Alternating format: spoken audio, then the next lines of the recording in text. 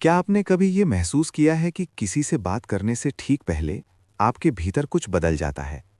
जैसे शब्द अभी बने नहीं हैं, लेकिन उनका स्वाद भीतर उतर चुका है।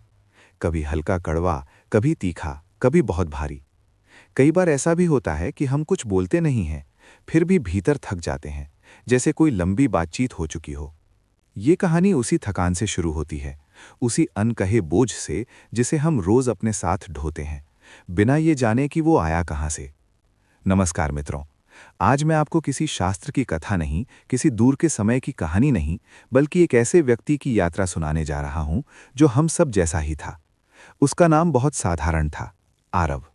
न वो कोई साधु था, न कोई दार्शनिक, न ही कोई विशेष साधना करने वाला व्यक्ति। वो एक सामान्य जीवन जी रहा था। नौकरी, परिवार, जिम्मेदारियां और भीतर लगातार चलती हुई एक आवाज। यही आवाज धीरे धीरे उसकी सबसे बड़ी समस्या बन गई थी। आरव को लोग अक्सर कहते थे कि वो ज्यादा कुछ बोलता नहीं है, फिर भी उसकी बातों से लोग आहत हो जाते हैं। कई बार वो खुद भी समझ नहीं पाता था कि उसने ऐसा क्या कह दिया जिससे सामने वाला चुप हो गया या दूर हो गया। वो रात को बिस्तर पर लेटकर दिन की बातचीत को बार बार दोहराता। मुझे ऐसा नहीं कहना चाहिए था, काश मैं चुप रहता, मैंने ऐसा क्यों महसूस किया। ये सवाल उसके मन में गूंजते रहते। बाहर से उसका जीवन ठीक दिखता था, लेकिन भीतर एक लगातार खिंचाव था। एक दिन ऑफिस से लौटते हुए मेट्रो में बैठे बैठे उसे अचानक लगा कि वो बहुत थक गया है। शरीर नहीं, मन। ऐसा लगा जैसे वो दिन भर कुछ उठाए फिर रहा हो। कोई भारी थैला नहीं, बल्कि अनकहे शब्दों का बोझ। उसी दिन उसने तय किया कि वो कुछ समय अपने लिए निकालेगा। कोई छुट्टी नहीं, कोई यात्रा नहीं, बस थोड़ा मौन। शहर से दूर एक छोटा सा ध्यान केंद्र था, जहां वो कुछ दिनों के लिए ठहर गया। वहां कोई प्रवचन नहीं था, कोई लंबी शिक्षा नहीं, केवल एक साधारण निर्देश।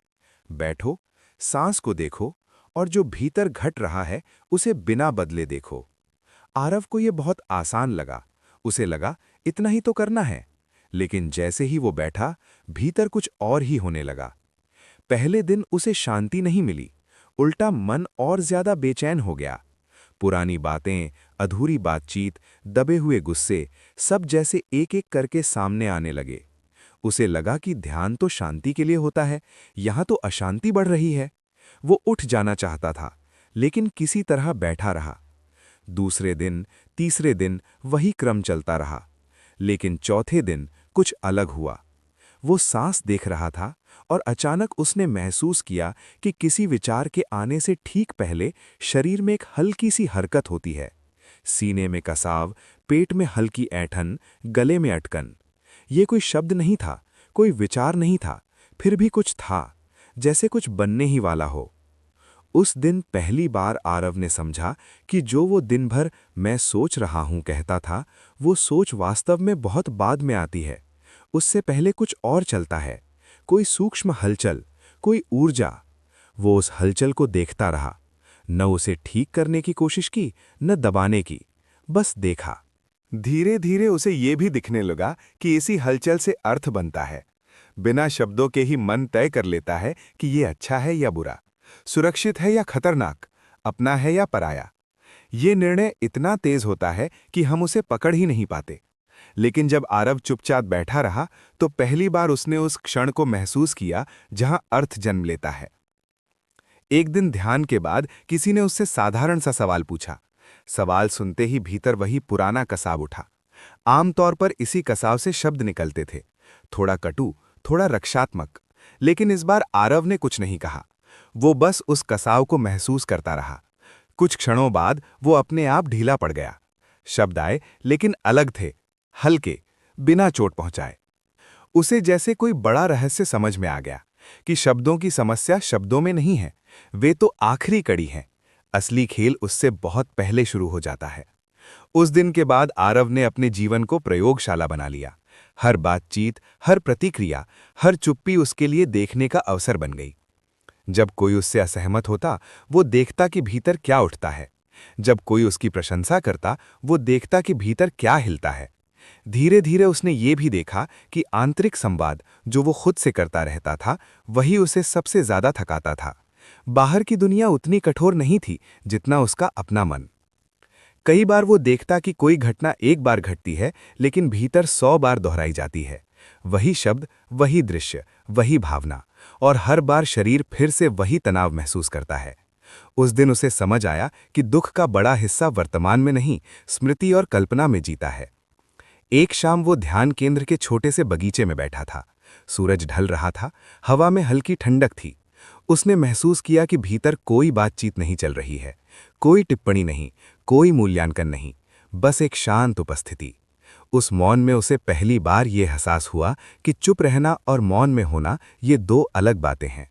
पहले वो चुप तो रहता था, लेकिन भीतर शोर चलता रहता था। अब भीतर भी कुछ शांत था। उसके जीवन में लौटने पर सब कुछ तुरंत नहीं बदला। वही ऑफिस, वही लोग, वही परिस्थितियां। लेकिन एक चीज बदली थी। अब वो बोलने से पहले रुक सकता था, कभी एक सांस के लिए, कभी एक पल के लिए। उस छोटे से विराम में वो देख पाता था कि शब्द कहाँ से आ रहे हैं।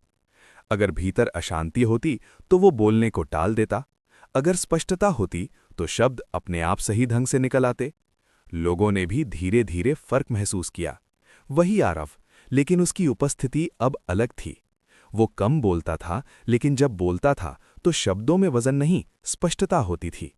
रिश्तों में पहले जैसा तनाव नहीं रहा, क्योंकि अब वो शब्दों से पहले की प्रक्रिया को समझने लगा था। एक दिन किसी ने उससे पूछा, तुमने ऐसा क्या बदल लिया कि अब तुम्हारी बातों से चोट नहीं लगती?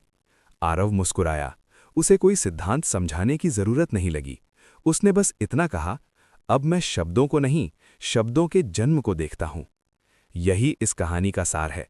हम अक्सर वाणी को सुधारने की कोशिश करते हैं, लेकिन वाणी से पहले की चेतना को नहीं देखते। बुद्ध ने हजारों साल पहले यही देखा था।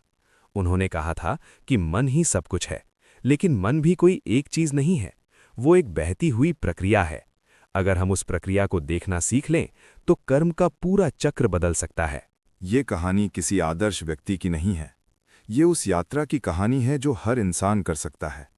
जब हम ये समझने लगते हैं कि बोलने से पहले क्या घटता है, सोचने से पहले क्या हिलता है, प्रतिक्रिया से पहले क्या बनता है, तब जीवन धीरे धीरे हल्का होने लगता है। शब्द कम हो जाते हैं, लेकिन अर्थ गहरा हो जाता है। मौन बोझ नहीं रहता, विश्राम बन जाता है। अगर आपने कभी बिना बोले थकान महसूस की है, अगर आपने कभी शब्दों पर पछतावा किया है, अगर आपने कभी चाहा है कि काश मैं उस पल में जागरूक होता, तो ये कहानी आपके ही भीतर घट रही है।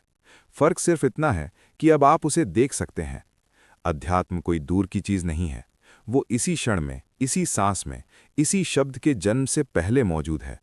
अगर ये कहानी आपके भीतर कहीं छू गई हो, तो शायद आप भी उस विराम को महसूस करने के लिए तैयार हैं, उस एक पल के लिए जहां से सब कुछ शुरू होता है।